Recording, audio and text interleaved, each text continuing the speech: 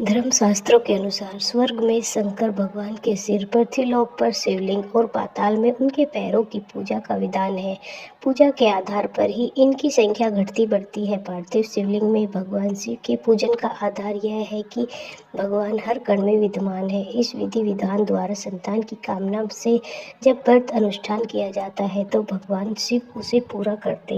संतान प्राप्ति के लिए विधि विधान से ऐसे करें सेवा। संतान की कामना रखने वाले पति पत्नी दोनों प्रातःकाल ब्रह्म मुहूर्त में स्नान आदि से निवृत्त होकर उपवास रखें। भगवान शिव के प्रति पूर्ण श्रद्धा से पार्थिव शिवलिंग का निर्माण गंगा की मिट्टी से करें अथवा गेहूं के आटे से 11 शिवलिंग का निर्माण करें।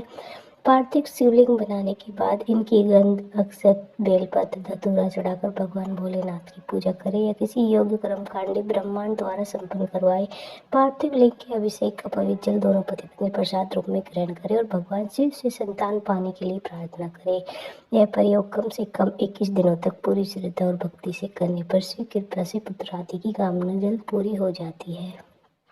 भिन्न भिन्न कामनाओं की पूर्ति के लिए भिन्न भिन्न पदार्थों से शिवलिंग तैयार किए जाते हैं। धार्मिक मान्यताओं के अनुसार सर्वसिद्धि के लिए बड़ा सा शिवलिंग बनाकर उसके चारों ओर अनामिका उंगली के बराबर कई मोटे व लंबे पार्थिव बनाकर उसकी विशेष पूजा अर्चना की जाती है। पूजन के आधार पर ही इनकी संख्या घटती बढ़ती है। नियमानुसार यदि प्रतिदिन पूजा करनी हो तो इनकी संख्या 11, 28 या 108 और नैमित्तिक रूप से करने पर 1100 या 11,000 या 1,00,000 होती है। 1,00,000 पार्थिव की पूजा एक दिन में संभव नहीं हो पाती, अतः 11,000 करके कई बार में ये संख्या पूरी की जाती है। इनकी विधि पूर्वक पूजा करके पार्थिव संख्या का दशांश हवन, उसका दशांश तर्पण और तर्पण का दशांश मार्जन करना चाहिए।